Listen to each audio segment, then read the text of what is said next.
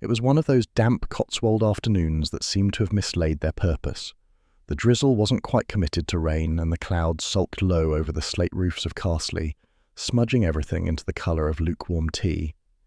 Agatha Raisin, in gardening gloves far too new to look convincing, stood over her petunia bed with the hose clutched like a weapon.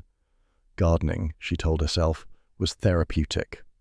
Unfortunately, it also gave the neighbours a first-rate view of one's humiliation when one's ex-husband returned from abroad looking maddeningly unweathered.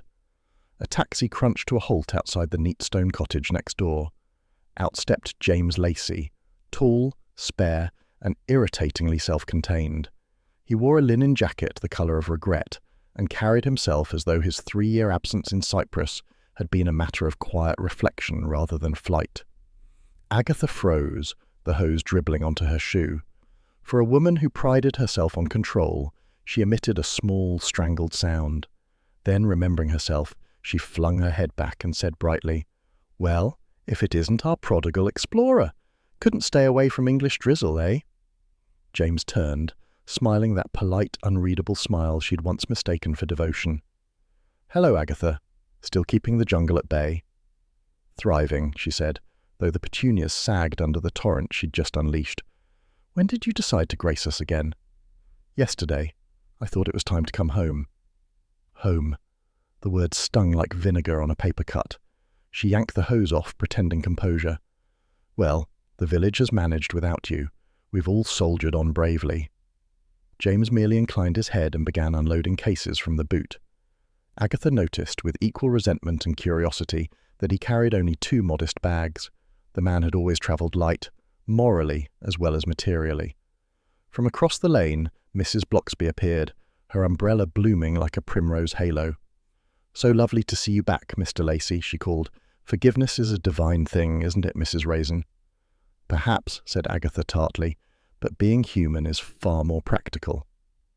The vicar's wife smiled the mild, saintly smile of one who recognizes vanity in others and privately thanks heaven for it.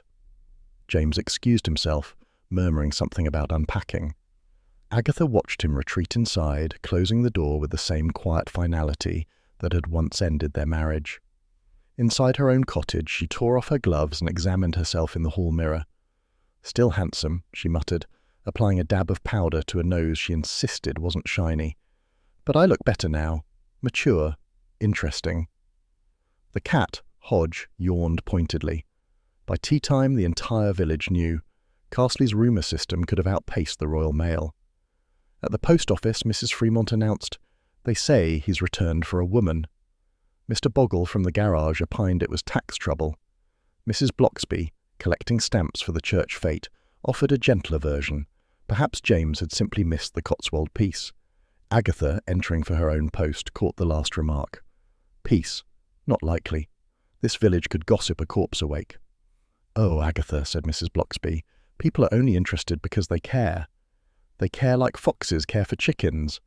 Still she left with her chin high, letters tucked under her arm, and the glow of irritation that served her better than any facial cream.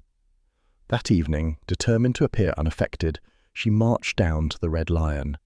The pub was full of the low hum of conversation and the comforting aroma of damp dogs.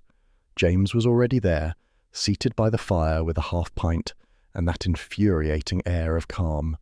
A few heads turned as Agatha entered. "Evening, Mrs. Raisin," called the landlord, Harry Beam. "Haven't seen you in here since quiz night."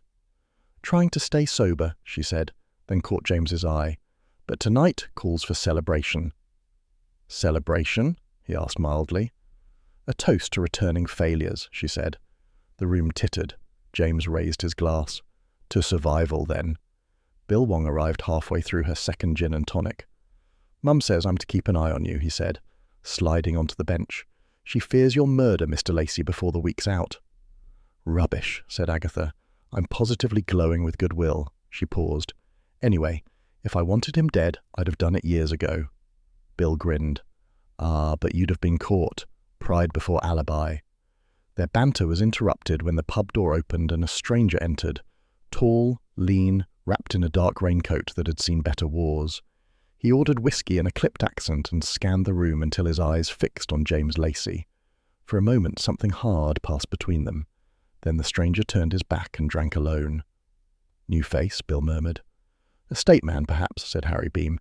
"Been sniffing around about property near the green. Denner or Danner, something like that." Agatha's instincts pricked up like a cat's ears. Outsiders in Carsely usually wanted one of two things: picturesque cottages or trouble. She watched as James rose, placed money on the bar, and followed the man out into the mist. "Old acquaintance?" she asked Bill. He shrugged. "Could be. Best not to meddle, Agatha." "Meddle? I was merely observing. Observing is practically civic duty." By the time she left, the drizzle had thickened into a chill mist. The village green lay pale under the lamplight, hedges dripping silver. She spotted two silhouettes near the war memorial, the stranger and James, locked in what looked alarmingly like argument. The voices were low, but one word carried: money. Then the stranger jabbed a finger towards James's chest. Agatha hesitated, torn between eavesdropping and self-preservation. In the end, curiosity, as ever, triumphed. She stepped closer, pretending to adjust her umbrella. The stranger's tone turned sharper. "You can't bury it forever, Lacey." "That's enough," James said. "I warned you once." Before Agatha could register what it might be, the stranger turned away, his coat flaring like a dark sail. James stood motionless, then strode in the opposite direction. Agatha, heart-thudding, retreated behind the hedge. When she finally reached home, her hands shook as she fumbled the key. "Nosiness will be the death of me," she muttered. Hodge meowed agreement. The night deepened, rain whispering against the panes. She tried reading, but every sentence dissolved into images of James's face, tired, defensive, still absurdly attractive, and that stranger's voice slicing through the mist.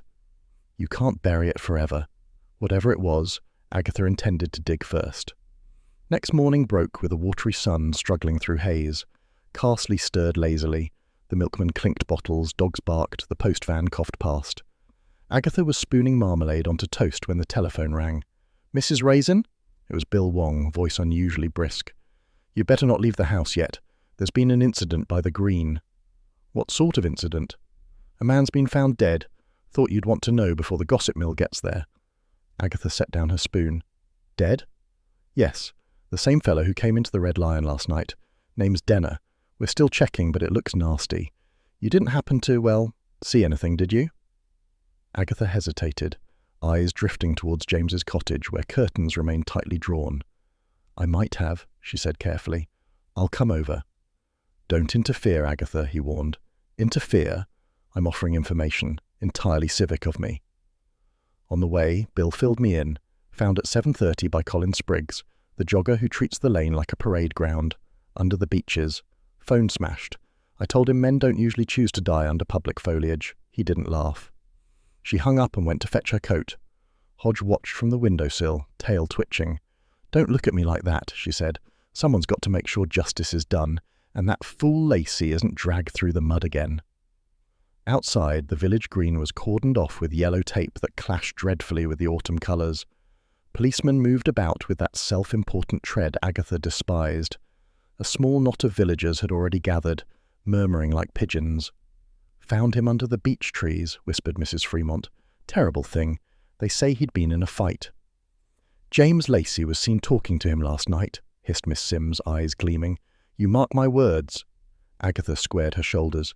She would not have them painting James as a murderer, not until she'd had a chance to do it herself with proper evidence. She marched through the drizzle, voice crisp as her raincoat. "Out of my way, please. I'm assisting the police." No one believed her, but they stepped aside all the same.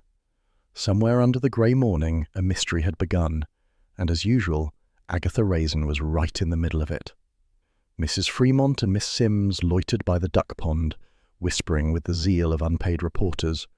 Mrs. Bloxby, ever compassionate, had appeared with a thermos of tea for the constables.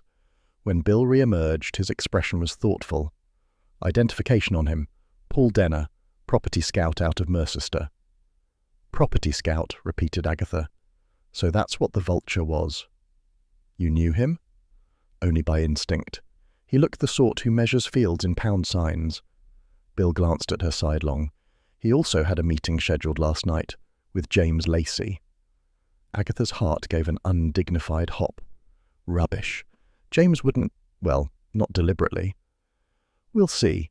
His phone was smashed, but the last call received was from James's number. Agatha forced a laugh that came out rather high, probably about fishing or philosophy. You know James. I do, said Bill dryly. That's what worries me. By mid-morning, the village had achieved full uproar. The pub, the post office, and even the hairdressers hummed with theories. Agatha stopped in for supplies at the shop, only to find herself cornered by Miss Sims, whose expression suggested both grief and glee. They say he was found clutching something, whispered Miss Sims. A note, perhaps. They say too much, said Agatha, and they're usually wrong. But he was seen arguing with Mr. Lacey, wasn't he? By several people. Yes, well, said Agatha, sweeping her basket from the counter. Some people will see what they wish to see, usually through curtains. Outside, Mrs. Bloxby caught up with her, umbrella delicately balanced. Poor man, she said softly. Death always looks colder in the rain. Agatha snorted. He looked cold enough last night. Then, seeing the mild reproof in Mrs. Bloxby's eyes, she softened. I mean, yes, dreadful business. Of course James will be blamed. People can be unkind when they're frightened, said Mrs. Bloxby. Passion and resentment make poor housemates. And yet they often share a mortgage, Agatha muttered. Well, I'll not have them saying James did it. The man may be a pompous bore, but he's my pompous bore. Back home she found herself pacing. The phone rang twice before she answered. Bill's voice carried the weary patience of a man who knew resistance was futile. James is coming down to the station. We need to ask a few questions. You're arresting him? No, asking. Please don't dramatize it. Then I'll come along. Absolutely not. Bill, you know perfectly well. Agatha, stay out of it. The line went dead. Agatha stared at the receiver, muttering words unsuitable for polite company. Then she grabbed her coat again. By the time she reached the station, the drizzle had turned to proper rain. Through the steamed-up window of the waiting room she saw James, composed as ever, speaking to Bill across a metal desk. Even under fluorescent light he looked annoyingly dignified. She caught a glimpse of his profile, the same line of jaw she'd once found heroic and now found exasperating. A constable spotted her lurking. Mrs. Raisin, you can't be here? I'm moral support, she said, and possibly a character witness. He looked uncertain. Are you family? Not anymore, she snapped. But I was, which counts for insight. Eventually Bill emerged, rubbing his temple. He's cooperating, Agatha. He admits meeting Denner, but insists they only argued about property, something to do with a land boundary. A land boundary? In Carsely? Half the fences are older than civilization. Denner wanted to buy some parcels of land around the green. Apparently James objected on behalf of the parish. They had words. Agatha crossed her arms. And when Denner dropped dead, you assume James finished the conversation a little too emphatically. No one's assuming anything. But appearances, she said, are for people without imagination. Bill sighed. You really should leave this alone. And you really should know better than to tell me that. He smiled faintly. I do. Later, over tea at Mrs. Bloxby's, Agatha recounted the morning with the air of a woman unjustly persecuted. The vicar's wife listened serenely, pouring second cups. Perhaps, she said gently, James's return has stirred more than memories. Oh, nonsense, I've no feelings left for him. Then why defend him so fiercely? Agatha hesitated, then reached for a biscuit she didn't want. Because no one else will. Outside, the rain had cleared to a thin, silvery light. The church bells began their slow toll for evening service. Agatha stared out at the damp gravestones and felt an odd flutter between exasperation and worry. Whatever Denner had been after, she doubted it was as simple as land. At 5 o'clock, Bill rang again. We've had the forensics report. Denner's phone was destroyed intentionally. We managed to recover one call record. The last incoming number was definitely James's. Time, 9:30 p.m. Agatha caught her breath. 9:30, the moment she'd seen them arguing by the memorial. So, what happens now? We're taking James in formally, until we sort the timeline. Taking him in, she repeated. You make it sound like gardening waste. Agatha, please, don't make this harder. She hung up before her irritation could turn into alarm. Hodge wound round her legs, purring, oblivious to scandal. Agatha bent to stroke him, eyes narrowing. If they think they can lock him up on gossip, They've picked the wrong village. I'll clear the idiot's name, if only for old time's sake." She straightened, defiant as the last petunia in November. The light outside faded to dusk, and the first whispers of another Carsely mystery curled through the lanes like smoke. After a sleepless night of twitching curtains, the next morning dawned deceptively bright, as if the Cotswolds had decided to look innocent after yesterday's scandal. Sunlight glimmered on the damp stone cottages, the hedgerows sparkled, and even the ducks on the green paddled about with irritating cheerfulness. Agatha Raisin, meanwhile, glowered into her wardrobe. "Church hall committee meeting," she muttered, tugging at a blouse that had shrunk, as everything did when she was cross. "A room full of women with too much curiosity and not enough facts. I'll be torn to bits before the coffee's poured." Hodge regarded her from the bed, blinking slowly in feline disbelief that any sane creature would leave the house voluntarily. "Don't look at me like that," Agatha said. "Someone has to face the vultures." The church hall smelled of floor polish and righteous purpose. Long tables were laid with mixing bowls, recipe cards, and the sort of sensible cakes that looked designed to heal sin by carbohydrates alone. Mrs. Fremont presided from behind a Victoria sponge like a benevolent dictator. Mrs. Bloxby, calm as ever, distributed tea and quiet goodwill. "Ah, Mrs. Raisin," trilled Mrs. Fremont, "we were just discussing that dreadful business on the green. You knew the deceased, I hear." Agatha drew herself up. "I wouldn't say knew. I exchanged a few words before he died. Entirely polite ones, I assure you." Miss Sims, the local font of selective memory, leaned forward. "They say he had dirt on everyone, that Denner. Bought secrets as easily as property, so I've been told." "You've been told wrong," said Agatha. "You lot would find scandal in a seed catalogue." "And Mr. Lacey?" pressed Mrs. Fremont, slicing her sponge with unnecessary precision. "He's back just in time for trouble, I notice." Agatha felt the old inconvenient flush rise. "James is a gentleman," she said too quickly. "Whatever you think, he wouldn't harm anyone." "Oh, my dear," said Mrs. Fremont with the indulgent air of a woman who had never been wrong. "He was always too smooth. Men like that are all front garden, neat lawns and hidden drains." Mrs. Bloxby's spoon clinked gently against her cup.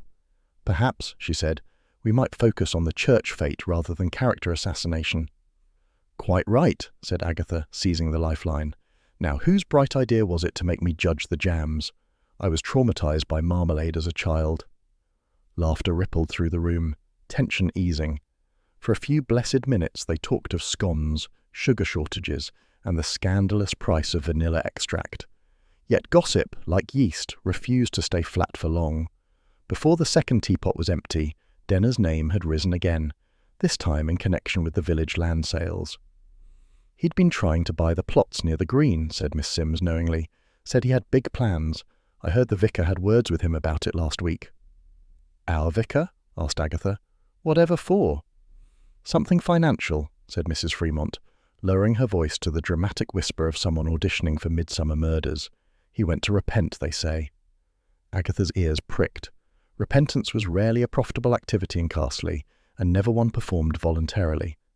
Did anyone actually see him go to the vicarage? Mrs. Harris did.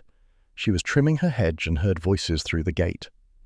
"She hears voices through anything," murmured Agatha, "usually imaginary ones." Mrs. Bloxby smiled faintly. "Still, it's interesting. I don't recall Mr. Denner attending services." "Repenting doesn't require attendance," said Agatha. "Just guilt, and possibly a tax form." The meeting concluded, as all good British dramas do, with cake. Mrs. Bloxby produced a sponge so light it could have ascended on its own. Agatha, who usually dismissed baking as a competitive blood sport, took a large slice. "If I ever confess to anything," she said, "it'll be to stealing your recipe." "No sin in sharing sweetness," said Mrs. Bloxby. Agatha lingered afterwards to help wash cups, ostensibly out of civic duty, truly because she wanted a private word. "You said Denner repented about something financial. Could the church have been involved in his property deals?" "Unlikely," said Mrs. Bloxby. "But he did ask the vicar whether redemption applied to business affairs. I thought it a curious question at the time." Agatha filed the remark away, eyes narrowing. Curious questions usually mean guilty consciences. As she left the hall, her phone buzzed. Roy Silver's name flashed like a warning light. She answered, bracing herself. "Aggie, I've just seen the news. Murder in the Cotswolds. And your ex is the prime suspect. Darling, it's practically a rom crime. The tabloids will eat it up. Roy, she said sharply, this is not entertainment. Everything's entertainment if you frame it right. I could pitch it. Divorced but deadly, love and murder in the Shires. Pitch that again and you'll be the body in my next investigation. Temper, temper, Roy cooed. Look, if you need media control, I know a chap at the Daily Express. Could do wonders for your reputation. My reputation, said Agatha, is currently marinating in gossip. It doesn't need seasoning. Roy sighed. Honestly, you're wasting good publicity. Anyway, must dash. Photo shoot in Soho. Keep me updated, darling. The line went dead, leaving Agatha muttering something about strangling him with his own scarf. By afternoon, the rain had returned, soaking the lanes, washing away footprints, and doing nothing to dampen her resolve. She stopped by the vicarage, but the vicar was out visiting parishioners. The maid confirmed only that Denner had come looking troubled and left quickly, muttering about forgiveness. Agatha's mind ticked like a clock with missing hands. If Denner had indeed been playing games with land sales and then sought repentance, perhaps he'd double-crossed someone. And if that someone was James... A knock interrupted her speculation. Bill Wong stood at her door, his sensible coat beaded with rain. Agatha, he began wearily, I'm warning you. Don't start poking around this one. It's not just gossip, it's business, and that can turn ugly. Business and murder are practically twins, she said. Anyway, I'm merely gathering background information. Background information, he repeated. Otherwise known as trespassing. She widened her eyes. Bill, I'm offended. I wouldn't dream of it. He gave her the look of a man who had learned through hard experience to discount whatever she dreamed. Please, Agatha, promise me you'll leave Denner's affairs to us. Of course, she said sweetly. I'm not reckless. He sighed and departed, muttering about paperwork. The moment he was out of sight, Agatha pulled on her raincoat and reached for her car keys. Moral support, she told Hodge. That's all. I'm simply checking Denner's cottage for moral support. The cat blinked, unimpressed. Don't give me that look. Some of us can't afford morality without evidence. She closed the door behind her, the sound of rain pattering against the windscreen like applause for her own bad idea. Ahead, Denner's empty cottage waited, its curtains drawn, secrets steeping behind the glass. Agatha started the engine, the corner of her mouth lifting. If there's one thing I can't resist, she murmured, it's a mystery, and a man who thinks I shouldn't solve it. The wipers swept rhythmically, keeping time with her determination.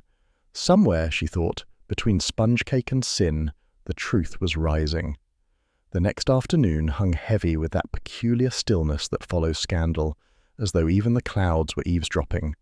Carsely looked deceptively peaceful, smoke curling from chimneys, gardens damp with last night's rain. But beneath it all, gossip fluttered from hedge to hedge like restless sparrows. Agatha Raisin, meanwhile, was not gossiping. She was plotting.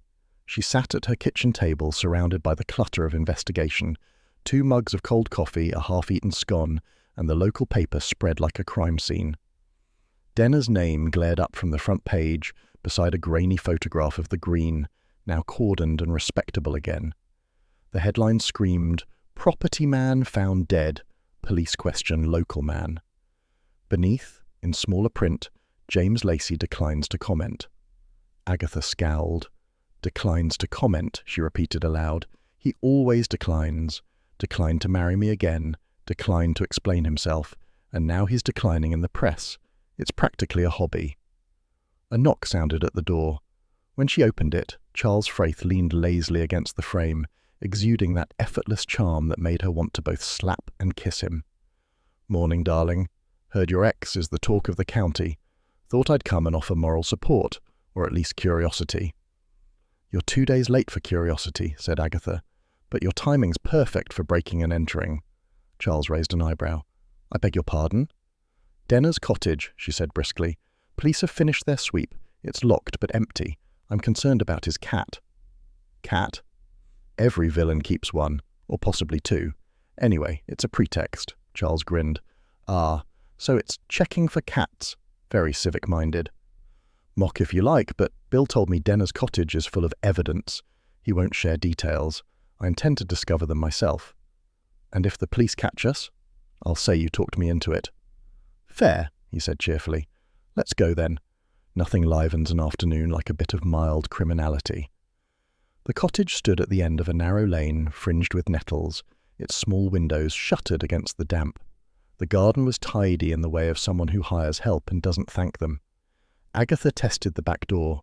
Locked. Charles produced a small penknife with a flourish. You carry that for self-defense? She asked. For picnics, actually, but one must stay versatile. A click, a push, and the door swung inward with suspicious ease. Honestly, Agatha muttered, even criminals have standards of workmanship these days. Inside, the air smelled faintly of polish and stale cigar smoke. It was a masculine space, expensive without warmth. Leather armchair, decanter half full, the faint gleam of money badly earned. Agatha took in the details with practiced eyes. He didn't live like a humble property scout, she said. He lived like a man expecting visitors he wanted to impress. Charles strolled to a cabinet, rifling through a drawer. Suits from Savile Row, receipts for meals at the Mercester Club. Our Mr. Denner was doing rather well. Off whose back, I wonder?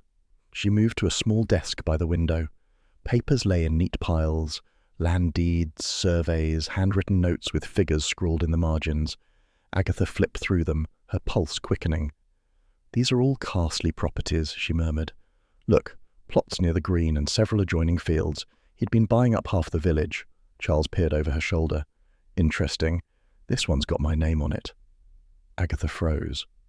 What? The old meadow near my stables. Prospective sale, Fraith to sign. That's odd. I never agreed to sell anything.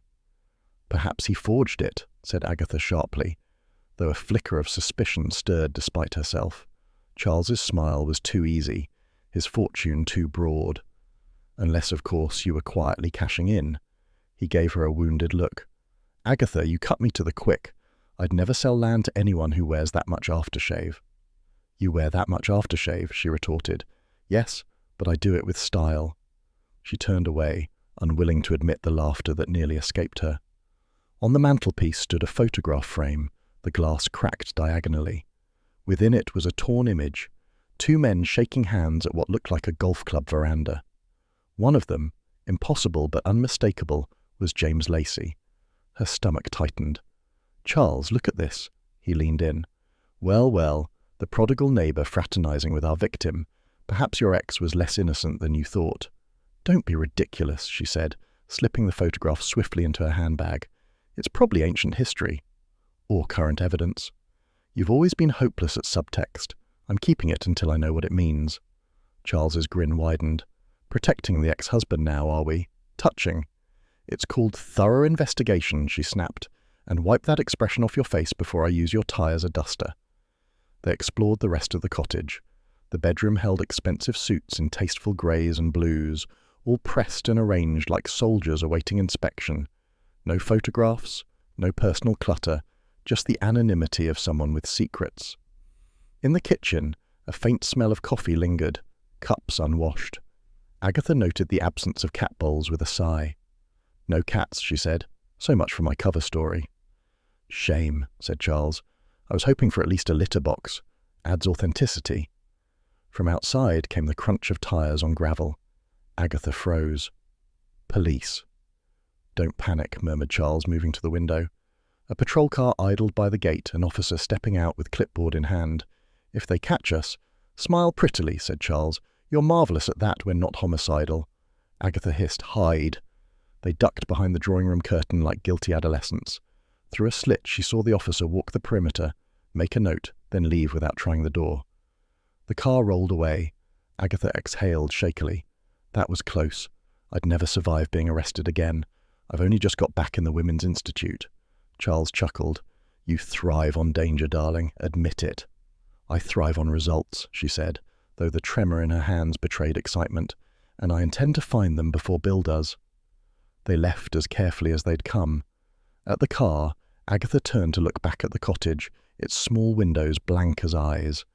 He was blackmailing someone, she said quietly. I can feel it. All this property nonsense, it's camouflage. Blackmail? Over what? Something old. something he could hold over people still alive. Charles tilted his head, intrigued. You've got that dangerous glint again. Reminds me of when you nearly poisoned half the village with quiche. That was an experiment, she said primly. This is justice. As they drove away, the sun dipped behind the trees, gilding the lanes with amber light. Agatha kept glancing at the photograph in her bag, the edge of James's smile just visible through the tear. What had he been doing with a man like Denner, and when? Charles dropped her at her cottage with a gallant kiss on the hand. Call me if you're arrested. I'll send flowers. You're all heart, she said. That's what frightens people. He winked and drove off, leaving Agatha standing in the dusk with more questions than comfort. Inside, the house felt unusually quiet. She brewed tea, though the kettle seemed to take years to boil. As she carried the cup to the table, a soft thump sounded at the letterbox. A single folded note slid onto the mat. Her pulse quickened. She unfolded it carefully. One line, written in block capitals, "Ask him what he buried before he left." She stared at it, heart hammering. The handwriting was disguised, but the message was clear and personal. Him, James. Outside, the wind rose, rattling the branches like a whisper. Agatha sat down slowly, staring at the words. Somewhere beneath the surface of Carsely's quiet lanes, something long buried was shifting, and as usual, she had dug herself right into it. She smiled faintly, despite the chill. Well, she murmured, it wouldn't be love without a corpse involved. The morning of the Carsely Harvest Fair arrived with a deceptive kind of sunshine, the thin, watery sort that promised joy but delivered damp feet. The air was rich with smells of hay, frying sausages, and that faint tang of competitive baking that always made Agatha Raisin's blood quicken. She surveyed the village green, transformed overnight into a battlefield of trestle tables, bunting, and ambition. "Lovely day for it," said Mrs. Bloxby, setting out jars of jam with serene efficiency. "If we're lucky, it might stay fine till noon." "Fine till noon, drizzle by 1, hysteria by 2, said Agatha, adjusting her hat. "I give it 3 hours before someone accuses someone else of sabotage." Mrs. Bloxby smiled. "Then you'd better set an example." "Oh, I intend to. I've entered my chutney again." Mrs. Bloxby's kind eyes flickered. "Your explosive chutney?" "It was 1 jar," snapped Agatha. "That lid was defective." "So was the judge's tongue, as I recall." Agatha sniffed. "This year it's foolproof.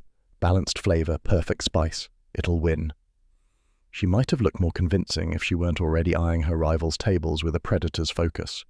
Mrs. Fremont had gone overboard with gingham, while Miss Sims had labelled her jars hand-picked and blessed by sunshine, a claim that made Agatha grind her teeth. And then, of course, there was James. He had appeared mid-morning, neat as ever, in a navy jacket that somehow resisted the autumn dust. His arrival caused a visible flutter among the village women, like hens spotting a fox who'd taken up yoga. Agatha's first impulse was to pretend indifference. Her second was to outshine him entirely. "James," she called, overly bright, "enjoying the village spirit?" "Trying to," he said with that maddening calm. "I'm manning the tombola." "Of course you are. A man of adventure reduced to raffle tickets." He smiled faintly. "One must adapt." "Well," she said briskly, "I donated a rather fine picnic hamper. Try not to win it yourself. People will talk." He gave a small bow. "I'll do my best." By 11, the fair was in full swing. The brass band wheezed through Jerusalem. Children shrieked around the coconut shy, and Agatha stood at her chutney stall like a queen defending her realm. Her jars gleamed in the weak sunlight, each labelled Mrs. A. Raisin's fiery triumph. Charles Fraith appeared, dapper as always, eating a toffee apple. "You look formidable, darling. Is this an exhibit or a warning?" "It's culinary art," said Agatha, "and don't drip on my table." He leaned closer to the nearest jar. "Symbolic, really. Volatile, beautiful, and liable to blow up under pressure." "That's enough," she said through clenched teeth. When the judges made their rounds, Agatha beamed like a diplomat. Mrs. Fremont's jam received polite nods. Miss Sims's marmalade got a flutter of applause. Then came Agatha's turn. The lead judge, a portly man from Mercester, unscrewed the lid of her chutney with the delicacy of one handling explosives. "Aromatic," he said cautiously. He dipped a spoon. A small pop echoed across the green as the lid seal gave way and a jet of chutney spattered his cuff. Gasps followed. "Fermentation," muttered Mrs. Fremont darkly. Agatha dabbed at the judge's sleeve with her handkerchief. "Just enthusiasm," she said. "It's a lively batch." Charles coughed behind her. "Symbolic," he murmured again.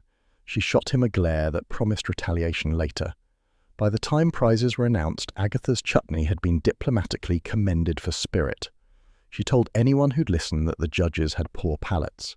James, to her irritation, had not only charmed the tombola crowd, but also won her own donated hamper. When his name was read out, he gave a modest shrug. "You're welcome," she said tartly when he approached with the prize. "Do enjoy the pâté. It's imported." "I'll share it with friends," he said, "if I can find any." Agatha's retort was lost as a stranger brushed past her stall, a woman in her 50s with an air of quiet elegance that made Agatha instantly defensive. She wore a dark coat and held herself with a sort of fragile dignity. "Mrs. Raisin?" the woman asked. "May I have a word?" "You already are," said Agatha. "Who are you?" "Eleanor Denner, Paul's wife." Agatha blinked. "Mrs. Denner? I didn't expect, well, condolences, of course. Awful business." The widow's expression didn't waver. "He was frightened before he died. Said someone from his past meant to ruin him. An old soldier's revenge, he called it." Agatha frowned. "Old soldier?" "He'd served in Cyprus once during some intelligence work. He never told me details, just that one man knew the truth." "What truth?" "That he'd betrayed someone, or thought he had." Her eyes flickered towards James's stall. "Your Mr. Lacey was stationed there too, wasn't he?" Agatha's pulse quickened. "He doesn't talk about it." "Perhaps he should. My husband said that if anything happened to him, the past would surface. People bury things, Mrs. Raisin, but the ground shifts eventually." Before Agatha could press further, a commotion erupted near the bandstand. One of the jam tables had collapsed, sending jars cascading into the grass. By the time order was restored, Mrs. Denner had vanished into the crowd. Charles returned, carrying lemonade. "You've gone pale. Spent all your charm reserves." "That was Denner's widow," Agatha said. "She claims her husband feared revenge from someone he knew in Cyprus. And naturally you think that someone is James." "I don't think," said Agatha. "I suspect. Thinking is for people with evidence." "You're wonderfully reckless," he said. "No wonder men fear you." "They fear commitment," she snapped. "And occasionally my chutney." The rest of the afternoon slid by in a haze of raffles and gossip. The sky clouded over, scattering a fine drizzle that dampened bunting but not spirits. By late afternoon, only the clean-up crews remained, villagers stacking tables, children dragging deflated balloons, and Agatha helping herself to leftover scones under the guise of civic duty. As she deposited paper cups into the nearest rubbish bin, something odd caught her eye, a small, leather-bound notebook half buried beneath crisp wrappers. She lifted it out, frowning. The cover was scuffed but intact, the pages filled with neat, slanted handwriting she recognized at once. James's handwriting. Her heart gave an unhelpful lurch. She flicked through the pages quickly. Columns of numbers, cryptic phrases, Opie Patmos, shipment list, Delta contact. Whatever it was, it didn't read like gardening notes. "Charles," she called. He appeared, still munching toffee apple remains. "Look at this," he squinted. "A diary, or one of James's philosophical ramblings?"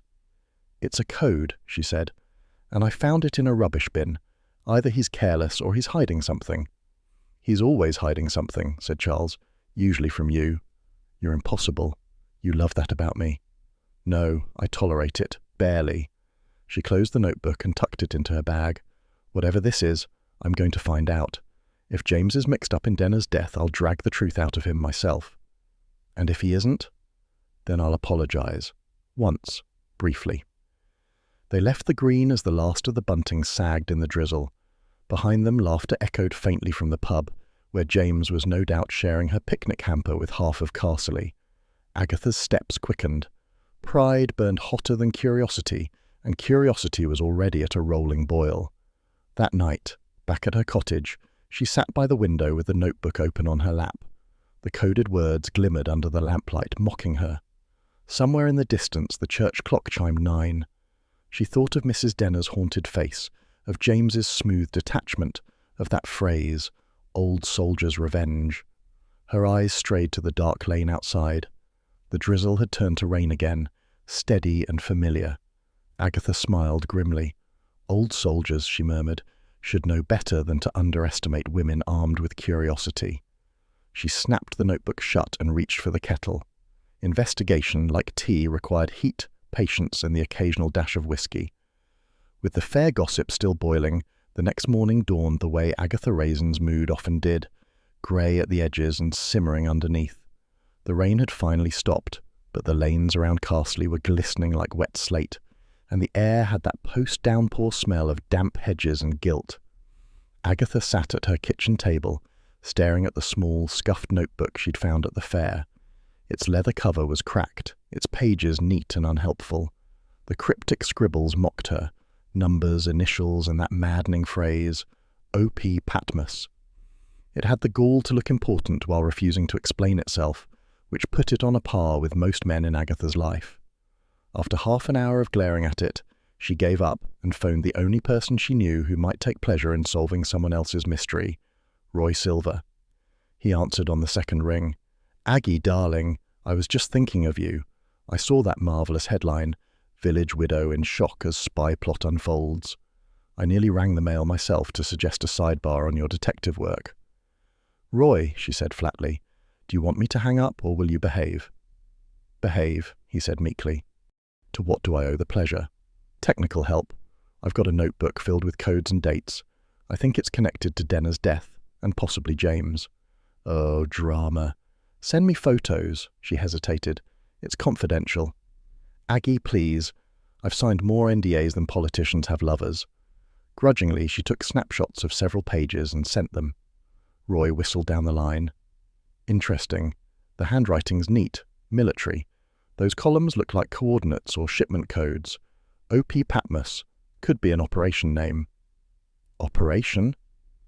"Could be from his army days. Patmos is an island in Greece, isn't it? Biblical connotations. Very cloak and dagger." Agatha frowned. "And the rest? Names? Dates?" Looks like transactions. But here's the odd thing.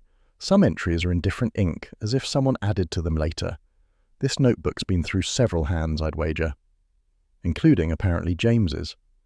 "Well, if you want me to trace O.P. Patmos, I'll ring a friend at the Chronicle Archives. Might take a few hours. In the meantime, don't get murdered." "That's the plan," she said dryly. After hanging up, she sat back and considered. If James had indeed written part of the notebook, he must know what Denna was mixed up in. But why hadn't he said a word? Protecting her, perhaps. Or protecting himself. Both equally irritating. A knock at the door interrupted her thoughts. Bill Wong stood there, raincoat unbuttoned, expression wary. "Morning, Agatha. Mind if I come in?" "If I say yes, you'll come in anyway." "True." He followed her to the kitchen, glancing at the cluttered table. "Researching?" "Pondering," she said. "You look official. Tell me the worst." Bill sat, hands folded. "We've traced Denna's business dealings. He wasn't just a property scout. He was running an under-the-table smuggling ring. Artifacts mostly. Stuff brought over from Cyprus years ago. Some of it may have been looted during military operations. The phrase O.P. Patmos turned up in an old customs report, connected to an archaeological shipment that vanished in transit." Agatha stared. Smuggled relics? In the Cotswolds? Hardly the usual village crime spree. "No, but Denna was part of a network, and, this stays between us, James Lacey's name came up in old files. He was attached to the intelligence division investigating the same operation." "Attached how?" "Officially as liaison. Unofficially, no one's sure. He might have been trying to expose the smuggling, or protect someone involved." Agatha's teacup rattled slightly as she set it down. "James isn't a criminal, Bill." "I didn't say he was, but it looks like he had history with Denna. So he hides a shady past and now a man is dead. Wonderful. I really know how to pick them." Bill gave her a patient look. "Just be careful. If that notebook you mentioned turns out to be part of this mess." She stiffened. "I never said I had a notebook." "You didn't have to," he said mildly. "You've got the same expression my mum gets when she's hiding a birthday present." "Fine," she snapped. "Yes, I have it, but it's only full of gibberish." Then hand it over. "No. Agatha, I'll give it to you when I've finished looking at it. Bill sighed. You'll never change. Thank you, she said sweetly. Now go arrest someone else before the kettle boils dry. He left, shaking his head, and Agatha felt a flicker of guilt, quickly replaced by irritation. Why did men always assume she needed supervision? By late afternoon, Roy called back, voice buzzing with excitement. Aggie, darling, my contact came through. Operation Patmos was indeed a military intelligence project in Cyprus, 1980s. Officially, it concerned recovering stolen artifacts from a dig. Unofficially, rumours of bribes, double agents, the lot. Your ex-soldier, Mr. Lacey, might have stepped on some important toes. Any mention of Denner?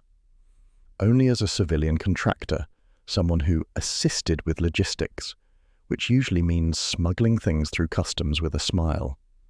Agatha chewed her lip. So he and James knew each other from then. That explains the photograph. But what does it have to do with his death now? Maybe Denner was trying to cash in on old secrets. Old soldier's revenge, the widow said, didn't she? She did, Agatha murmured. And perhaps someone wanted him quiet before he talked too loudly. Meaning James? Meaning someone, she snapped. James may be many things, but he's not a killer. No, just exasperating, said Roy. Look, I'll run a deeper search on the names in that book. See if any of them have criminal records. Do that, she said, softening. And Roy, thank you. Don't get sentimental. It ruins my brand. Evening settled over Carsely in shades of pewter and lavender. Agatha, restless, decided to treat herself to supper at the pub. Charles turned up halfway through her fish pie, uninvited as usual, looking pleased with himself. Heard you've been decoding secret notebooks, he said, sliding into the seat opposite. How thrilling! Can I play? You may not, she said. And how do you know about that? Bill told me. He's worried you'll end up on a blacklist, or a mortuary list. Honestly, between you and him, I feel like a minor awaiting bail. You'd make a charming criminal, said Charles, all bravado and good legs. You're vile, and yet you invited me for pudding. I did no such thing. He smiled lazily. Then I invite you. We'll call it partnership. I'll play bad cop. You play dangerously nosy civilian. You're not in this for the case, she said. You just want to poke at James. Partly, he admitted, but also because I'm bored, and you're fascinating when agitated. You mistake fury for fascination. Not at all. They're twins. Despite herself, she laughed, a short, reluctant sound. Fine. Tomorrow we'll pay a visit to Mercester Library. If anyone can decipher this Patmos nonsense further, it'll be in the archives. They finished their meal in companionable bickering. When she finally returned home, the cottage felt unusually cold. She turned on the lights, humming absently, and hung her coat. Something prickled at the back of her neck. The faintest draught whispered from the sitting room. Agatha froze, the window latch was unhooked. She was certain she'd locked it that morning. Hodge, she called. Silence. The cat was out, probably terrorizing voles. She stepped carefully across the rug. The drawers of her desk were open, papers scattered like a deck of accusations. The notebook, gone. For a moment she simply stood there, heart thudding. Whoever had broken in had taken only that. Not the laptop, not her jewellery, just the notebook, which meant it wasn't theft, it was retrieval. She phoned Bill, breath tight. Someone's broken in. The notebook's gone. Stay put, he said immediately. I'll send a unit. Don't bother with sirens, they'll only alert half the county. I'll make tea while I wait. Agatha, but she'd already hung up. Tea first, panic later. When the police arrived, they combed through the cottage with torches and reassuringly dull questions. No fingerprints, no witnesses. Only one clue. A single muddy footprint on the back path, clear as confession. Italian-made, size 10, distinctive sole pattern. Agatha knew it before Bill said it. James's shoes. Could be coincidence, he said quietly. Yes, she said, staring at the print. Coincidence always does have such good timing, doesn't it? After the officers left, she sat in her favourite armchair, blanket around her shoulders, staring into the fire. The warmth licked at the edges of her thoughts, but couldn't quite melt the unease. James, of all people, breaking into her cottage. It made no sense, unless the notebook held something that could ruin him. Still, another part of her, smaller, more foolish, wondered if he'd taken it to protect her. The line between affection and exasperation was, after all, well trodden in her life. She smiled bitterly into the flames. If he's guilty, I'll kill him myself, and if he's innocent, I'll still make him apologize for the fright. Outside, rain began again, soft and persistent. Agatha drew the blanket closer, her mind whirring with questions. Somewhere out there, the truth was walking around in expensive Italian shoes, and she intended to step on its toes. It was one of those evenings the Cotswolds specialized in, neither summer nor autumn, the sky hanging low and colourless as old linen. The lanes glistened from a reluctant drizzle, and the hedgerows exhaled that damp, earthy scent of resigned decay. Agatha Raisin, wrapped in her best attempt at elegance, a black coat that had lost its battle with cat hair, strode towards the Red Lion with purpose. She was not, she told herself, nervous. She was merely irritated, which was far safer. Nervousness implied care. Irritation merely implied pride. Still, her pulse betrayed her as she pushed open the door to the pub and saw James Lacey sitting by the fire, perfectly self-contained, as though the entire world revolved politely around his composure. He rose when he saw her, of course. Damn him! And smiled with that faint air of weary courtesy that once had melted her and now mostly provoked an urge to throw the salt cellar. "Agatha," he said, "thank you for coming." "You asked, I came," she said briskly. "Don't make it sound like diplomacy." "It rather feels like it," he said. "We should order first before we discuss unpleasant things." "You expect this to go badly, then?" "I expect you to be yourself," he said with a small smile, and she wasn't sure whether to take that as compliment or insult. They sat. The Red Lion was comfortably busy, low chatter, the smell of roast beef, and a dog asleep under a table. The fire cracked in the grate, throwing lazy amber light across the room. It was all very civilized, which only made Agatha's agitation worse. "So," she said, setting her menu aside, "what did you steal, lie about, or bury this time?" "Straight to the point," said James. "I'd almost forgotten your efficiency in interrogation." "Flattery won't work. I found your notebook." A flicker, just a fraction, crossed his face. "Then you also know it's missing now." "Someone broke into my cottage and took it. The only thing they took, I might add." He looked genuinely alarmed. "Agatha, are you all right?" "Perfectly fine, apart from being burgled, lied to, and patronized." He sighed. "I should have told you everything from the start." "Then start now, and don't edit for sensitivity." He folded his hands on the table, the gesture almost clerical. "When I served in Cyprus, there was a small intelligence unit monitoring artifact smuggling, ancient statues, coins, things looted from excavation sites. Denner was a civilian contractor attached to us. He had a nose for profit and a flexible conscience. A few officers were running a side operation, smuggling pieces out and selling them privately. Denner kept records in case he ever needed leverage. I pretended to go along with it to gather proof. When I finally reported it, the files vanished and Denner disappeared for a year." Agatha listened, chin propped on her hand. "And you think this O.P. Patmos nonsense was the name of that little racket?" "Precisely. It was supposed to be a cover for legitimate transport. One crate, just one, contained a stolen artifact. I arranged for it to be intercepted so the ring would be exposed. But the story was buried, and certain people wanted the matter forgotten. I left the service soon after." "And Denner?" "He turned up now and again, always with insinuations. Recently he came to me claiming he'd uncovered evidence that could destroy reputations. He wanted money, hush money, I suppose, but I refused. I told him to take it to the authorities if he had any decency left. That was the last conversation we had." Agatha stared into her glass of wine. "He was found dead a few hours later." "I know," he said quietly, "and I know how that looks. It looks like you're either terribly unlucky or moderately guilty." "Thank you for the options," he said dryly. "Why didn't you tell the police this?" "Because the truth would only invite more questions, and those questions would stain a great many people. Some of them didn't deserve it.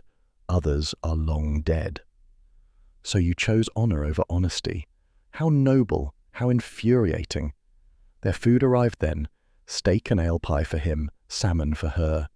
For a while they ate in brittle silence.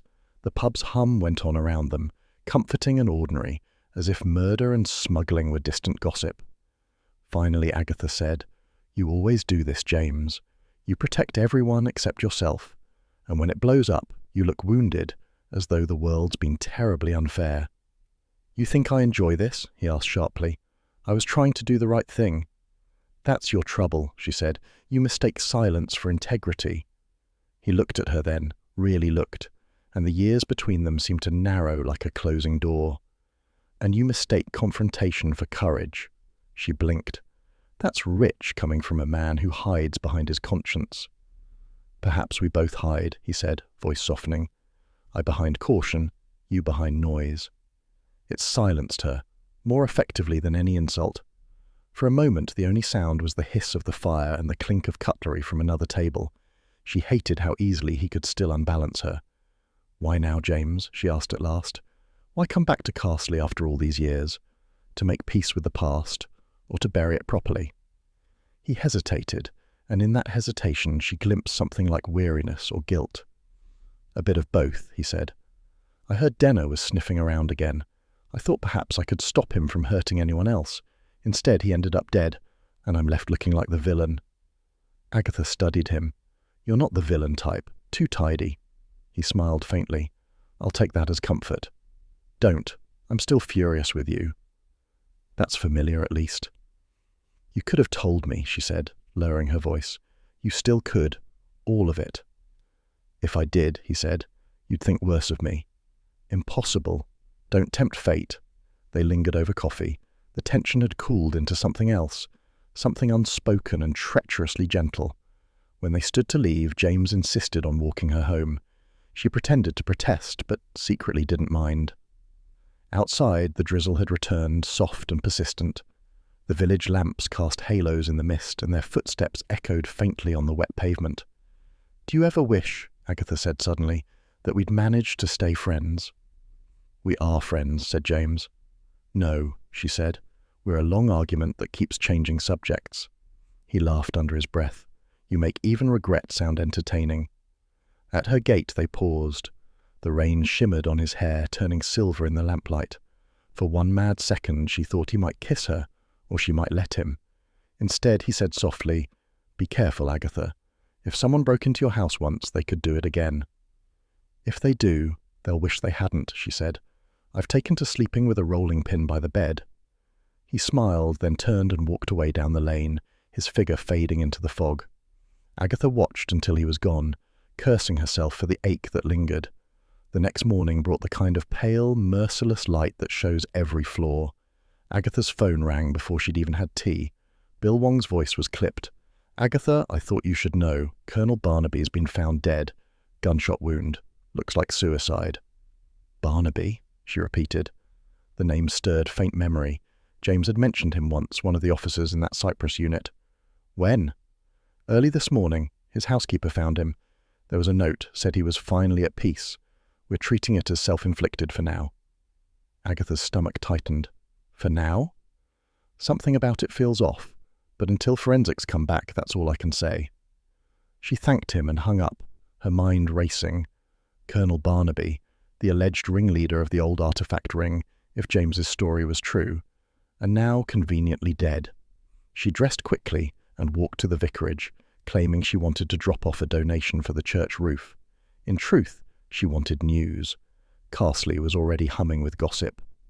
At the post office, Mrs. Fremont whispered, Shot himself, poor man. Left a note saying he couldn't face the past. Miss Sims added darkly, That's what guilt does. By the time Agatha reached home again, she was seething with speculation. She made tea, sat at her desk, and opened her notebook of notes, different from the stolen one but filled with her own observations. On a whim, she jotted down the words from the gossip. I am finally at peace. Then she froze. The phrasing pricked at her memory. She rummaged through her handbag for the scrap of paper where she'd once copied a line from James's notebook before it vanished. There it was, his tidy handwriting. If truth cannot bring peace, silence must. The same cadence, the same rhythm, too similar to be coincidence. She sat back slowly, tea cooling beside her. The Colonel's suicide note sounded suspiciously as though it had been written by someone else, someone who knew the language of remorse by heart, someone like James. For a long time she stared out the window at the drizzle veiling the village green. The world outside looked innocently unchanged. Cottages tidy, smoke curling, a dog barking in the distance. Only Agatha's pulse seemed to know that the ground beneath Carsely's calm surface was shifting again. She lifted her cup and found it empty. Typical. Even the tea had abandoned her. "Well, James," she muttered, "if you think I'm letting you off this time, you've forgotten who you're dealing with." The rain quickened against the glass, as though applauding her resolve. Carsely awoke under a veil of fine mist, the kind that softened the outlines of cottages and made the whole village look briefly kind. Agatha Raisin, however, was in no mood for softness.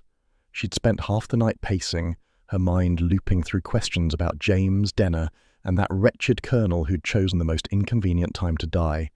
The only person in Carsely who could restore even a semblance of moral order was Mrs. Bloxby, and Agatha intended to extract wisdom from her by force if necessary. She found the vicar's wife in her usual place, the vicarage kitchen, serenely ironing altar cloths as though the world's problems were best approached with a hot iron and gentle pressure. The room smelled of beeswax and toast. "You look troubled, Mrs. Raisin," said Mrs. Bloxby kindly. "I am troubled," Agatha said, plonking herself at the table. "Men are deceitful, death is untidy, and the police are slower than dial-up internet." "A cheerful summary," Mrs. Bloxby murmured, pouring tea. Agatha sighed. "James has been hiding things again. He admits Denner was blackmailing him, and now this colonel turns up dead. The note reads like James wrote it himself." "Oh dear," said Mrs. Bloxby. "You think he might be involved?" "I don't think anything. I suspect, I accuse, and then I regret." Mrs. Bloxby smiled faintly. Perhaps James wasn't lying to protect himself. "Then who?" "Someone else," Agatha frowned. "That's the sort of thing people say before producing a shocking revelation. Don't stop there." "I have no revelation, only faith," said Mrs. Bloxby gently. "Sometimes people conceal truths not because they are guilty, but because someone else couldn't bear exposure. It's an act of care, though rarely a wise one." Agatha toyed with her teacup. "You make cowardice sound charitable." "Oh, not cowardice, mercy perhaps, though mercy can make a dreadful mess." Agatha let out a small laugh. "You'd make a very annoying detective, you know, all parable, no evidence. And you'd make a terrible vicar's wife," said Mrs. Bloxby cheerfully. "All evidence, no forgiveness." They smiled at each other, old affection bridged by exasperation. Agatha left soon after, comforted in the way one might be by a bandage that didn't quite stop the bleeding. The rest of the day dragged. Bill rang to confirm that forensics had found nothing conclusive in Barnaby's death. "Gunshot residue, yes, but timing's vague. The housekeeper swears no visitors came by."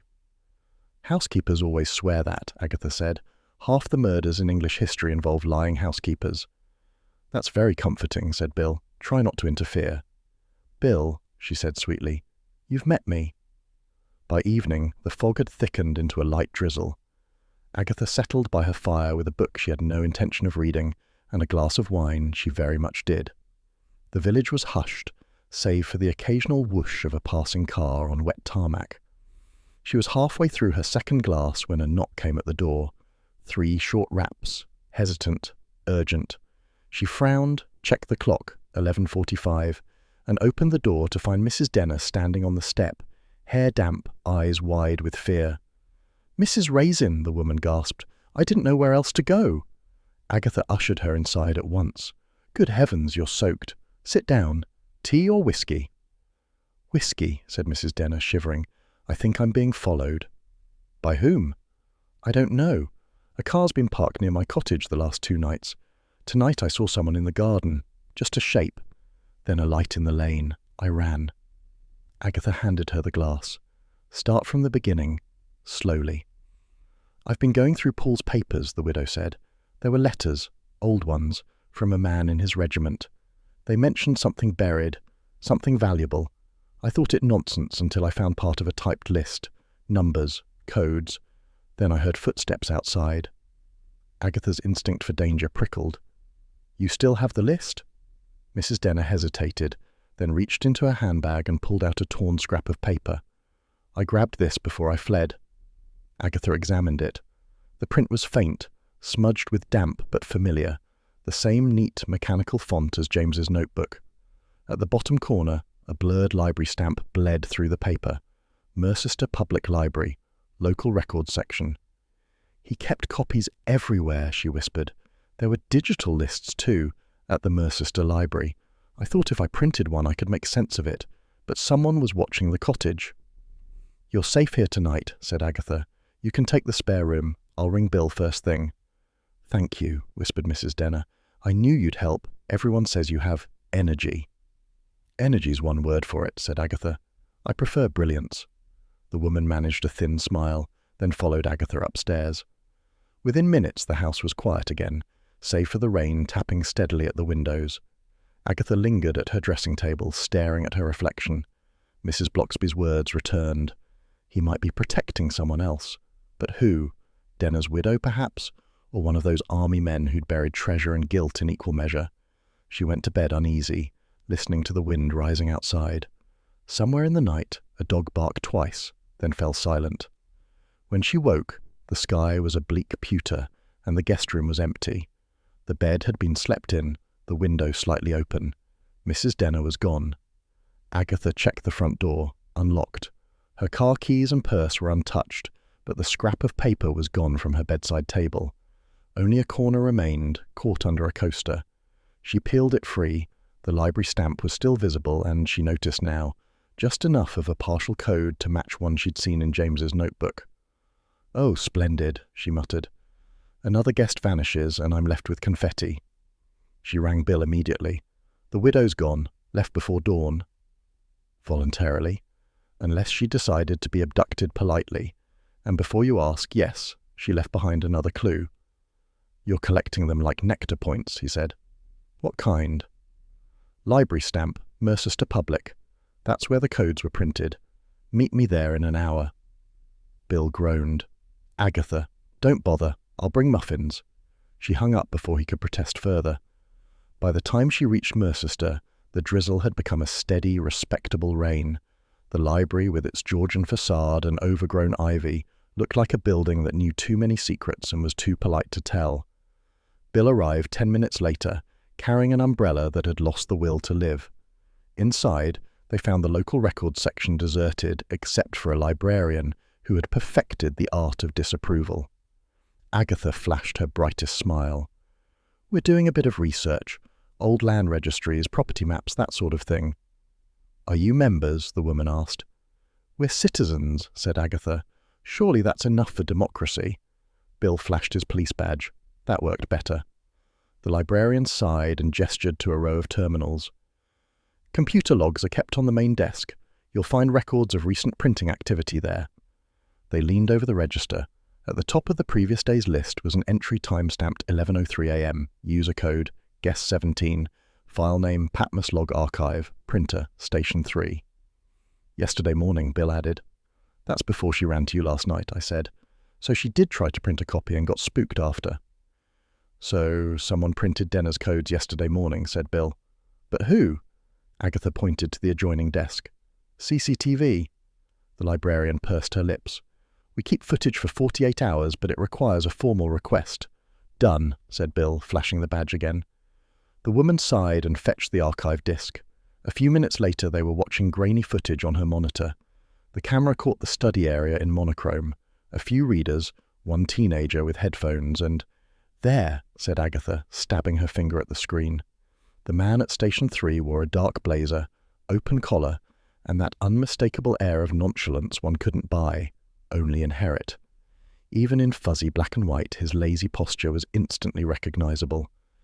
Charles Fraith, Agatha breathed. Of course it's him. Bill frowned. He told me he was in London that day. Charles wouldn't know the truth if it winked at him over champagne, said Agatha grimly. So, he printed the file, Denner's list, James's code, and never mentioned it, which means he's either investigating privately or playing both sides. Which do you think? Asked Bill. With Charles, said Agatha, there's always a third option. He's bored. They thanked the librarian and left. Outside, the rain had thinned to a drizzle again. Agatha stood under the awning, looking down the street where the traffic hissed past in silver streaks. Somewhere ahead, Charles was probably enjoying a late breakfast, blissfully unaware that his name now topped her suspect list. "What now?" asked Bill. "Now," said Agatha, squaring her shoulders, "we pay a call on a certain baronet and ask why he's been playing secret agent with library printers." Bill sighed. "And if he denies everything?" Agatha smiled thinly. "Then I'll know he's telling the truth. He always lies better when he's innocent." As they stepped into the rain, she felt a flicker of something almost pleasant. Purpose. The mystery was tightening, and so, inevitably, was her lipstick. Morning arrived on a gust of cold rain that slapped the windows like an impatient creditor. Agatha Raisin, armed with caffeine and righteous irritation, sat behind the wheel of her battered car, waiting for Bill Wong to catch up. She'd spent the early hours replaying last night's discovery at the Mercester Library, grainy footage of Charles Fraith, baronet and habitual nuisance, calmly printing out Denner's coded file. When Bill finally emerged from the cafe carrying 2 takeaway cups, Agatha snatched one without thanks. "We'll go straight to his manor," she declared, before he's had time to invent an alibi involving charity work or polo ponies. "Agatha," said Bill wearily, "promise me you'll at least try not to accuse him of murder before we've parked. I can't make promises I don't intend to keep." The road to Charles's estate wound through fields glistening with recent rain. When they reached the long drive, Agatha noted the immaculate gravel, the clipped hedges, and the absurdly self-satisfied Georgian facade. The whole place looked as though it had never known a scandal, which, in Agatha's experience, made it due one. Charles himself opened the door, wearing a cashmere jumper and an expression of bland amusement. "Good heavens," he said, "the law and its self-appointed conscience. To what do I owe this dawn visitation?" "It's nearly 10, said Agatha, pushing past him. "We've come about a small matter of deceit." "How broad of you to narrow it down," he said, following them to the drawing-room. He gestured toward the fire. "Tea?" "Confession first," said Agatha. "Why were you at the Mercester Library printing Denner's files?" His brows lifted. "Ah, you found the CCTV. How thorough." "Flattery won't work," she said. "Explain." Charles sighed, the picture of reluctant gallantry. "Very well. Denner was blackmailing people, half the county as far as I can tell. Old scandals, youthful indiscretions, unpaid taxes, and 1 or 2 love letters that would make your hair curl. A friend of mine, well, an acquaintance, was on his list. I thought I might buy Denner's silence before things got nasty." "Which friend?" asked Bill. "Discretion forbids me." Agatha snorted. "Oh, don't give us that. You were protecting someone, all right. Possibly yourself." "Darling, if I were being blackmailed, the entire county would know within an hour. I'm incapable of subtlety." "True," she muttered, "but you are capable of self-interest." He looked genuinely hurt, which annoyed her even more. "I went to the library," he continued, "because Denner's widow told me he kept digital copies of his files hidden there. I wanted to see what he had before the police seized everything. I printed one list, realized I was in over my head, and left." "So, you admit you spoke to Mrs. Denner?" "Yes. She was desperate, claimed her husband had ruined her finances. I thought perhaps I could help." Agatha eyed him narrowly. "Help or flirt?" He smiled faintly. "The two are not mutually exclusive." Bill leaned forward. "You're saying you found nothing linking Denner's murder to James Lacey?" "Nothing except Denner's taste for enemies," said Charles. "If James killed him, it was for self-defense, moral or otherwise." "That's convenient," said Agatha. "You protecting James, James protecting someone else. What is this? A gentleman's relay race?" Charles regarded her for a moment, his expression softening. "You always think the worst of me, Agatha. It's exhausting." "Only because you make it so easy." Bill cleared his throat diplomatically. "We'll need that list you printed, if you still have it." "Of course, in my study." He left the room and returned with a folder, which Bill took gingerly. Agatha, meanwhile, noticed the half-empty whiskey decanter and 2 glasses on the side table. "You had company last night?" she asked. "Mrs. Denner," he said quietly. "She came to thank me for listening. Nothing improper. She's frightened, Agatha." "So frightened she's vanished," Agatha shot back. "Left my house before dawn without her handbag." That caught him off guard. "Gone? Are you sure?" "I'm not in the habit of misplacing widows." Charles ran a hand through his hair. "I told her to lie low, but I didn't think she'd run. She said there were people watching her." Bill raised an eyebrow. "Did she mention who?" No, only that they wanted what Paul Denner had hidden. Agatha folded her arms. You really are a magnet for melodrama. Charles smiled thinly. Pot, meet kettle. They left soon after, Bill taking the folder for evidence. As they drove back, the rain had lightened to a fine mist. Agatha stared out the window, her mind racing. Charles's charm had always annoyed her most when it was tinged with sincerity. Something about his manner today, quiet, almost remorseful, felt wrong. He was hiding something, but for once it didn't smell like mischief. It smelled like shame. You don't believe him, said Bill. Not entirely, but I don't think he killed Denner. He's too lazy for murder. It requires follow-through. You'd be surprised. No, I wouldn't. I live in Carsely. Back home, Agatha found a note pinned under her door knocker, hand-delivered, the ink smudged by drizzle. It was from the Mercester police station, summoning James for further questioning. According to new evidence, forged property deeds connected to Denner's company had been found, and the handwriting on them matched James's. She swore under her breath and grabbed her coat again. 10 minutes later, she was storming into the station. James was there already, sitting at a metal table that clashed offensively with his good manners. He looked calm, almost detached, which infuriated her further. For heaven's sake, James, she said, ignoring the constable's frown. Didn't I tell you not to look guilty in public? He turned to her, voice even. I have nothing to hide. Oh, wonderful. Then why are they waving documents in your face that look suspiciously like your penmanship? Because someone wants them to. Bill entered then, eyebrows tight. Agatha, I told you to stay out of this. And I told you that's a waste of breath. He gave her a long-suffering look. The deeds were found in Denner's office safe. Same blue ink you used, James. Same slant. Our forensic analyst says it's an 80% match. 80% isn't guilt, said Agatha. It's the success rate of cheap dating websites. Still, said Bill, it's enough to hold him for questioning.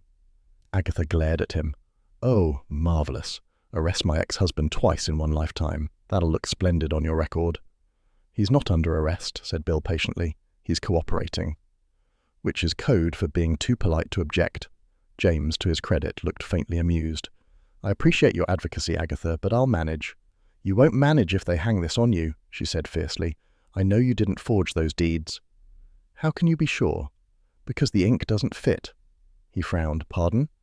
Your stationery habits are practically ecclesiastical. You use black ink and letterhead from Fortnum's. The deeds are in blue, printed on cheap vellum. And that vellum, she paused, memory catching up. I've seen it before. Bill sighed. Here we go.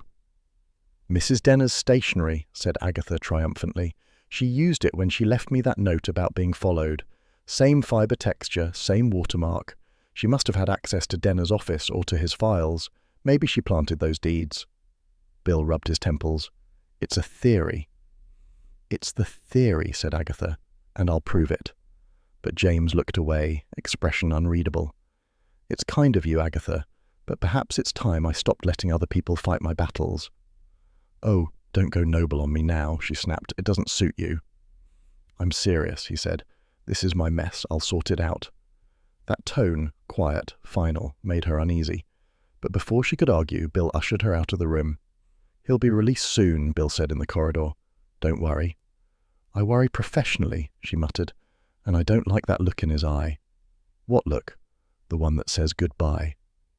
That night, Carsely lay still under a bruised blue sky. Agatha sat at her kitchen table, going through her notes, refusing to admit that she was waiting for something. News, a call, a sign. The clock ticked loudly, each second another reprimand. Finally, around 11, she rose to make tea and nearly tripped over an envelope on the doormat.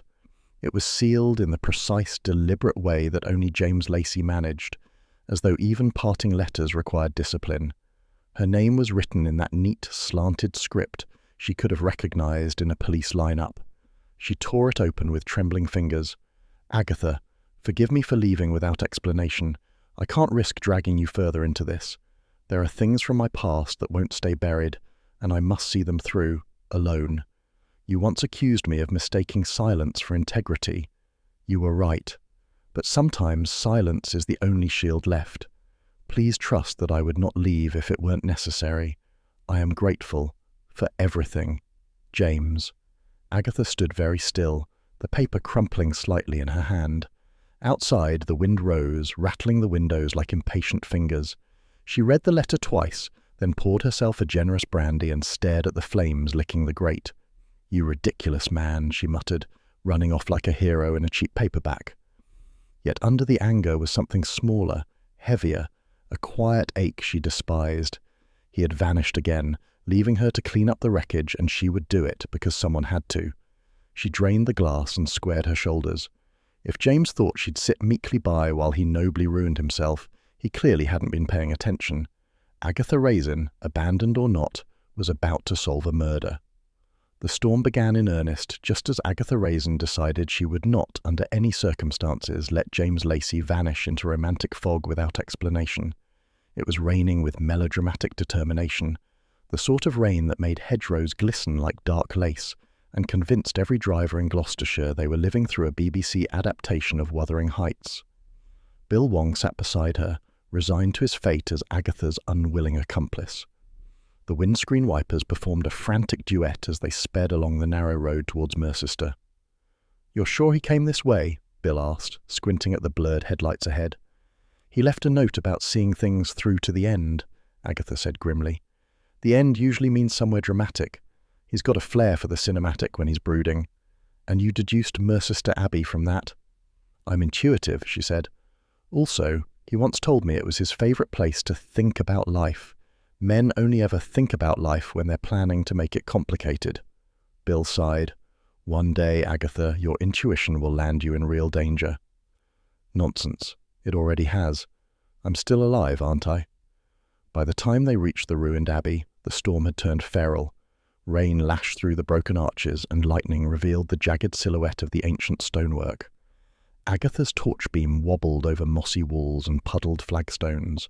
Somewhere beyond the main cloister, a faint light glimmered, a lantern, moving. "There," she whispered. "That's him." They crept forward, their footsteps drowned by the wind. In the centre of the ruined nave, James stood beside a half-collapsed altar, coat plastered to his frame, face pale in the lamplight. He looked every inch the tragic hero she'd once fallen for, infuriatingly noble, infuriatingly male. "James!" she called, her voice sharp enough to slice through the storm. "If you're planning to bury more secrets, you'll have to dig faster."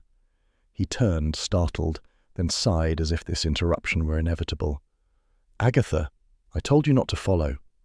"Yes, and I told you I don't take orders from men who write farewell letters like bad poetry." Bill emerged behind her, gunmetal badge glinting. "James, we need to talk. The Denner case is still open." "It's nearly closed," James said quietly. "I came to put something right." Agatha frowned. "By standing dramatically in the rain. That's never solved anything." "You shouldn't be here," he said, stepping closer. "It isn't safe." "Oh, spare me the gallantry," she said. "You sound like a bad film trailer." He hesitated, then turned his head sharply. "Did you hear that?" They froze.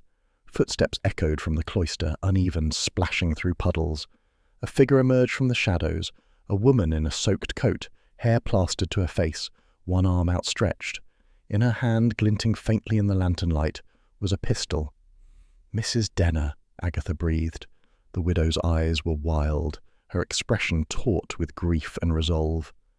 "Don't come closer," she warned. "It's over, all of it." Bill raised his hands carefully. "Put the gun down, Mrs. Denner. We can talk." "Talking never helped Paul," she said. "He tried to reason, and they ruined him." Her gaze shifted to James. "He told me you'd come, Major Lacey. Always the righteous one, cleaning up after the rest." James's tone was steady. "You don't have to do this." "Don't I?" Her laugh was sharp, near hysteria. "You all used him. Denner thought he could buy back his honour by selling what others died for. Those artifacts were stolen from my husband's excavation, his life's work. And when Paul betrayed that, I couldn't forgive it." Agatha's breath caught. "You killed him." Mrs. Denner's hand trembled on the pistol. He was going to sell the last piece, the reliquary from Patmos. The men who dug it up died believing it was lost forever. Paul called sentiment foolish. I only meant to frighten him. She swallowed. "But he fell, and then there was blood, and—" Her voice broke. "I didn't mean to." The wind howled through the arches, carrying a flurry of rain that doused the lantern. They were left in near darkness, the beam of Agatha's torch slicing the gloom. "Please," said James, taking a cautious step. "Put the gun down. Let's end this properly." But Mrs. Denner only shook her head, tears mingling with rain. "You think you understand guilt, Major. You left your wars behind. Mine followed me home." Agatha, heart hammering, edged closer. "He's right, you know. You don't need to make it worse. The police can—" A sudden flash of lightning illuminated the scene. Mrs. Denner turning, the pistol wavering, James moving instinctively, stepping between her and Agatha. A crack split the air. Agatha flinched, the sound echoing through the abbey like a curse. For a heartbeat she couldn't tell who had fallen. Then she saw James stagger, clutching his shoulder, the pistol clattering to the stones. Bill lunged forward, grabbing Mrs. Denner as she collapsed, sobbing. Agatha dropped to her knees beside James. "You idiot," she hissed. "Always have to play the hero." He tried to smile, wincing. "Reflex. Reflex, my foot," she muttered, pressing her scarf to the wound. "You just like making dramatic exits." Rain poured through the broken roof, soaking them both. Police sirens wailed faintly in the distance. Bill had called for backup, even as he restrained the weeping widow.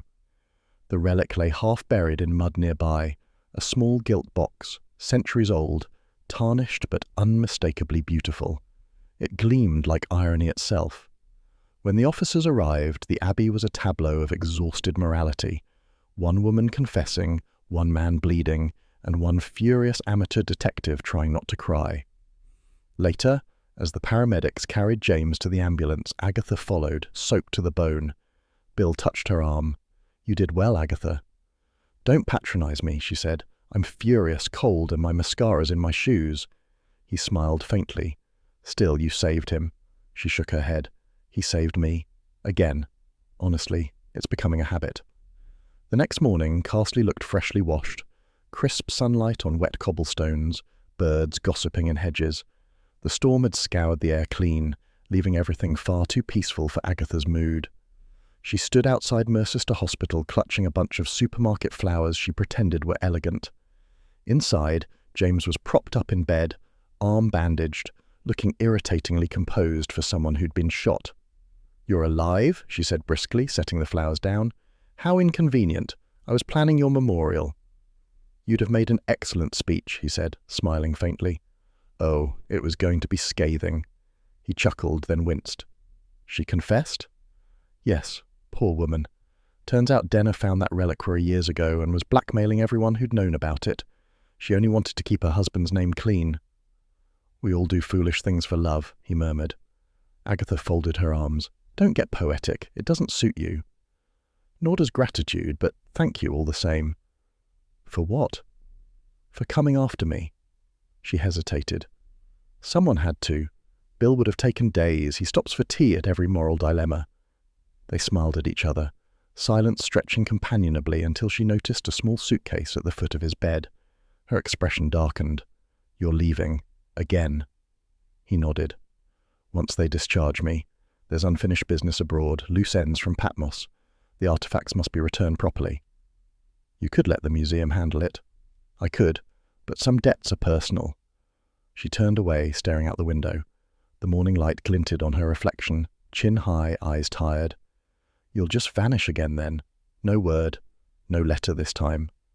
"I thought you hated my letters." "I do," she said softly, "but I like being asked to read them." He smiled sadly. "Agatha, you deserve peace." "Peace is dull," she said. "I prefer irritation. Keeps me young." "Then you'll never age." She rolled her eyes, but her throat tightened. "You'll come back, of course. You always do. Like mildew." "If I do, it will be for tea, not trouble." "That'll be the day." A nurse appeared to shoo her out, and Agatha, unwilling to display emotion in public, adjusted his flowers instead. "Take care of yourself," she said briskly, "and for heaven's sake, stay out of gunfire. It's undignified." "I'll do my best," he said. "Goodbye, Agatha." "Goodbye, you infuriating man." She walked out before he could see the sheen in her eyes. Outside, the air was bright and sharp, the smell of wet grass rising from the hospital gardens. She took a deep breath, squared her shoulders, and headed for her car. Mrs. Bloxby would expect a full report. Roy would demand a headline, and Charles would inevitably invite her to dinner for debriefing. Life in Carsely, in all its absurd and exasperating charm, was waiting. Still, as she drove home past the hedgerows glittering with rain, Agatha found herself glancing at the empty passenger seat. She told herself it was habit, nothing more. The road curved, sunlight broke through the clouds, and for a moment she smiled. "All right, James," she muttered. "Go save the world. I'll be here cleaning up after it." The wind tugged playfully at the trees, and the village of Carsely, faithful, nosy, and ever-watchful, welcomed her back. The rain had finally given up. Carsely awoke to a morning that smelled of damp earth and optimism, though Agatha Raisin suspected both were overrated. She stood at her cottage window, mug in hand, surveying the village as though it were a stage that had just finished a rather exhausting performance. The sky was the washed-out blue of a faded postcard. The gutters gurgled, the birds were insufferably cheerful, and the gossip, if the distant murmur outside the post office was any indication, had resumed its usual flow. It didn't take long for her to hear the new refrain. Mrs. Margaret Bogle, leaning over her garden wall, called to Mrs. Fremont with a knowing tone. That Agatha Raisin, always mixed up with murder and men. Agatha, though safely indoors, heard it through the open window. "Accurate but rude," she muttered, drawing the curtains with a snap. Inside, the cottage still smelled faintly of antiseptic from Bill's last visit, and of lavender polish from her own attempt at productive distraction. She had spent the week pretending to be busy, organising receipts, pruning roses, deleting James's number only to restore it moments later. The newspapers had carried the story of the Mercester Abbey incident with typical understatement. Wartime artifact scandal ends in tragedy. No mention of Agatha, thank goodness, though she'd half wished for one. By mid-morning, she decided on a visit to Mrs. Bloxby. One could only reorganise spice jars for so long before surrendering to moral guidance.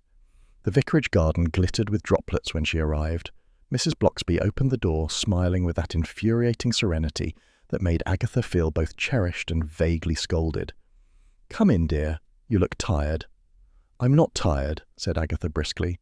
"I'm refreshed, cleansed by peril. Tea, please." They settled in the vicarage parlour, where everything smelled of cinnamon and calm. Mrs. Bloxby poured tea as though it were a sacrament. "You've been very brave," she said gently, "and very fortunate. James will recover." "Yes, and then he'll vanish again," Agatha said. "I am entirely cured of romance." "Entirely? Utterly? Permanently? I'm dedicating myself to detective work, sensible shoes, and possibly gardening." "Gardening?" said Mrs. Bloxby, smiling. "That does sound serious." Agatha sighed. "Well, one must have hobbies that don't end in gunfire." They talked a while longer. Village gossip, charity sales, the usual harmless nonsense that somehow restored Agatha's nerves better than brandy. As she rose to leave, Mrs. Bloxby squeezed her hand. "You know, Agatha, courage isn't always about chasing villains. Sometimes it's about staying still." Agatha rolled her eyes, though her throat tightened a little. "You do realise that if you ever write a book of sayings, I'll burn it." "Of course," said Mrs. Bloxby serenely. Back home, Agatha found fresh flowers on her doorstep, a neat bouquet of mixed spring blooms wrapped in brown paper. No card, but she recognised Bill Wong's handwriting on the small note tucked beneath the string. "For your help and your usual disregard for authority." She smiled despite herself and carried them inside. 5 minutes later there was a knock at the door. Bill stood there looking uncharacteristically sheepish. "Just checking you got the flowers before the postman nicked them," he said. "I did, and they're far too tasteful to be from Roy." "He'd have sent orchids and an invoice." Agatha laughed. "You know, Bill, you're the only man I can rely on."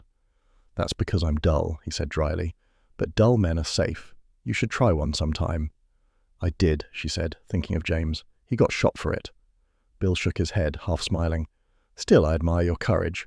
You always throw yourself into danger with both feet, and usually the wrong shoes." "Flattery will get you more tea," she said.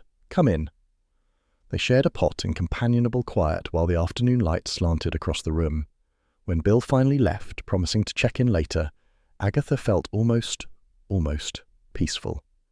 The village hummed outside, a dog barked, someone mowed a lawn, and life had resumed its steady rhythm. The phone rang. She snatched it up, bracing herself. "If that's a marketing call, I'll—" "Darling," cried Roy Silver, his voice bright as champagne. "You're famous." "Well, almost. I've just pitched a marvellous idea. Agatha Raisin, the movie. I see Dame Judy for Mrs. Bloxby, me as the producer, and possibly Helen Mirren if she'll do a discount." "Over my dead body," said Agatha. "And if you sell that idea to anyone, it might very well be." "Think of the exposure." "I've had enough exposure to last a lifetime," she said, hanging up mid-protest. Still she smiled. Roy's absurdity was oddly comforting. As evening settled, the sky deepened to that particular Cotswold blue that never looked quite real. Agatha sat in her armchair with the cat purring nearby, a small fire crackling. She told herself she was content. She'd solved another case, survived another near death, and sworn off romantic nonsense. Entirely cured. Her eyes drifted, inevitably, to the window. Beyond the garden hedge stood James's cottage, dark and empty. The roses she'd once planted along his path were blooming again, defiantly. She wondered if he'd ever see them. Probably not. Still, she caught herself watching the lane, listening for footsteps that would never come. "Foolish woman," she murmured half fondly. The mantel clock chimed 9. She rose to pour herself a small nightcap and glanced once more through the glass. The village was still, only the faint flicker of a lamppost and the whisper of wind in the hedges. And yet, perhaps imagination, perhaps hope, she thought she saw a shadow pause by the gate before vanishing down the lane. She told herself it was nothing, just the evening settling, just the wind. But, as she turned off the lights and the cottage sighed into darkness, Agatha's lips curved in a small, private smile. He'd come back once, and in Carsely, one never says never.